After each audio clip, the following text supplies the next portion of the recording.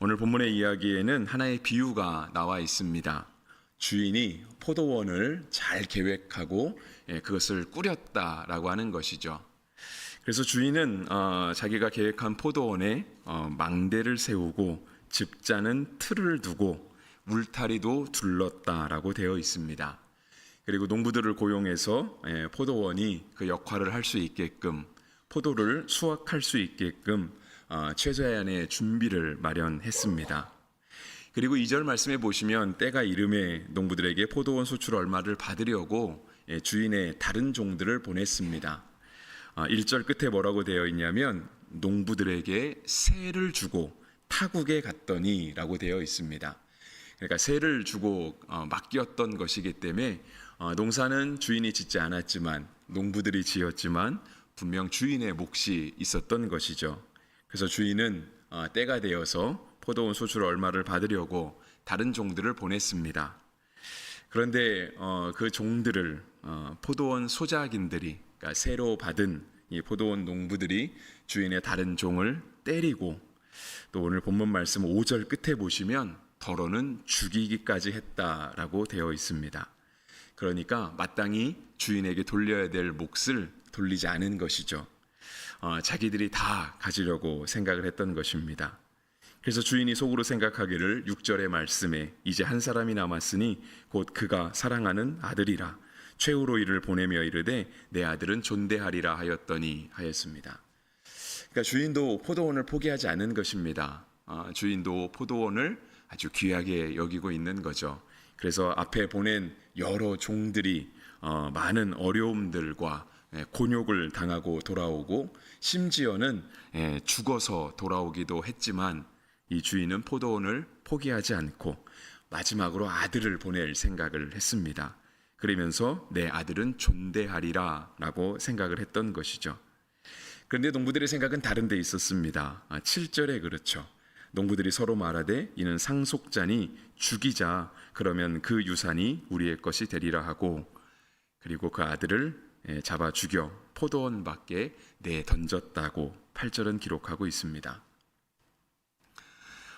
포도원 주인은 어떻게 하는 게 맞을까라고 하는 생각을 해볼 때 포도원 주인은 9절과 같이 결정을 했습니다.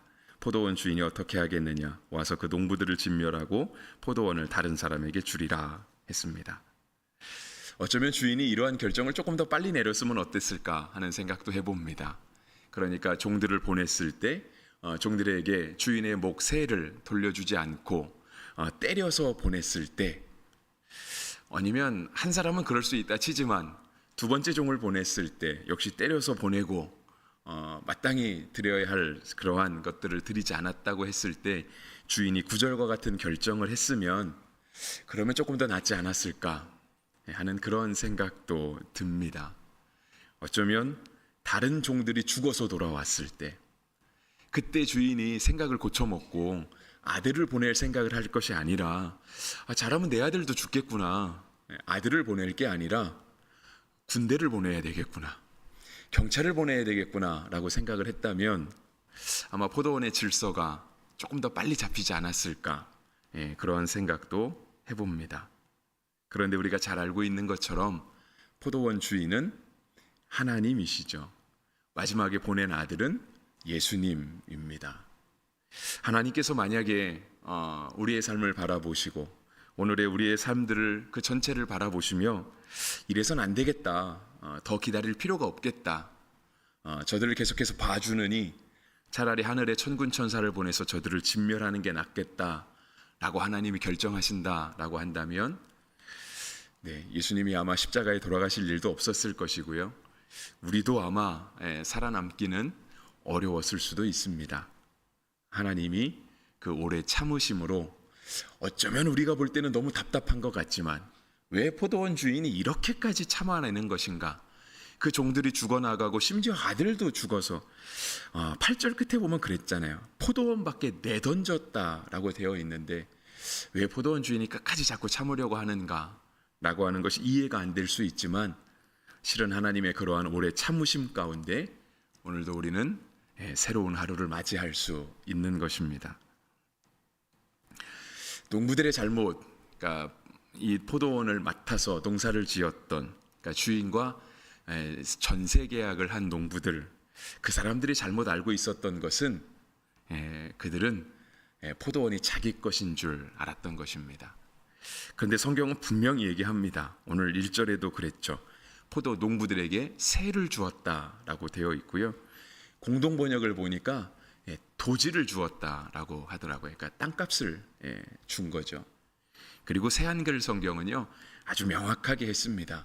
빌려 주었다라고 표현을 했습니다. 그러니까 농부들은 이 포도원이 자기 게 아닌 것을 알고 있었던 거예요. 본인들이 계약을 했거든요. 본인들이 주인들에게 도지를 준 것도 알고 있었고요. 본인들이 빌려 쓰고 있다라는 사실도 알고 있었습니다. 그런데 시간이 지났어요.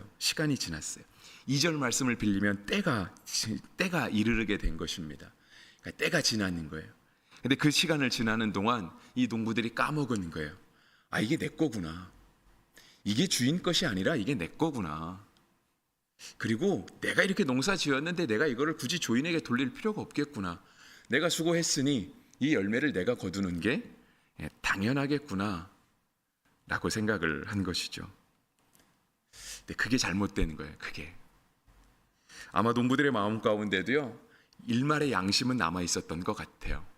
그러니까 주인이 세를 받으려고 종들을 보냈을 때 자꾸 어떠한 꾀를 내는 거잖아요. 명분을 만드는 거죠.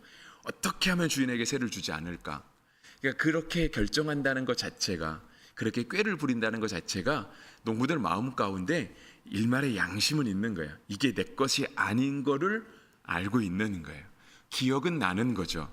아, 내가 주인에게 이거를 빌려 쓰고 있는 거구나.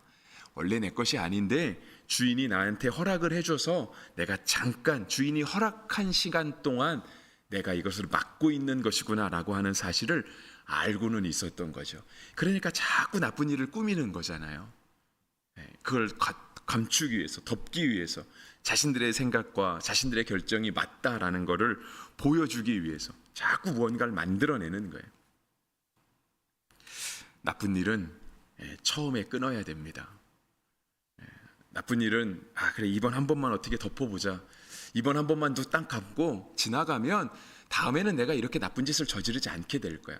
내가 원래 나쁜 사람이 아니니까 내가 이번은 어쩔 수 없어서 그냥 잠깐 타협하고 불의와 손잡고 그렇게 일을 넘기지만 나는 원래 괜찮은 사람이야. 나는 다음에는 이렇게 일을 하지 않을 수 있을 거야 라고 하는 생각이 들 수 있습니다.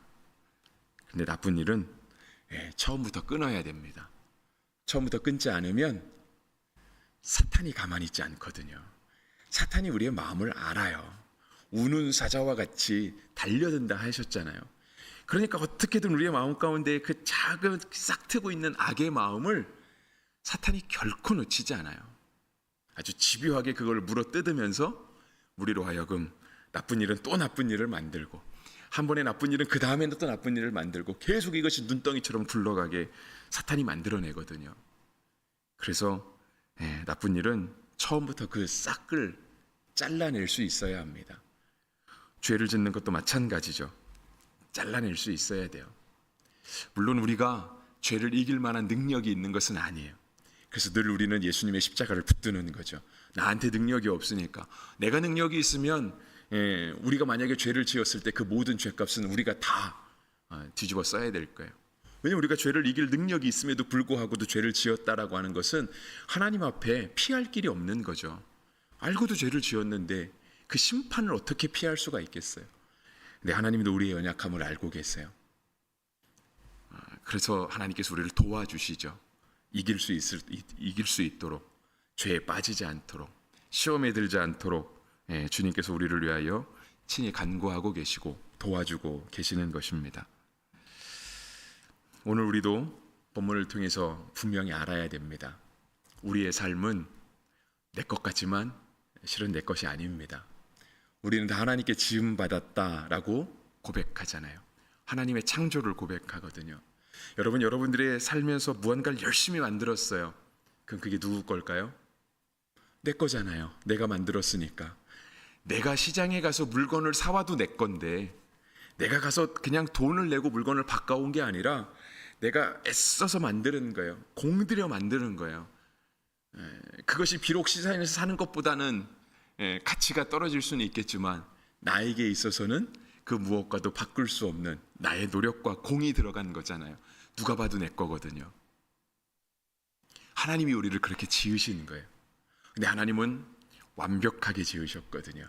그 어떠한 가치보다도 더 높은 가치가 있을 만큼 우리를 지으셨어요.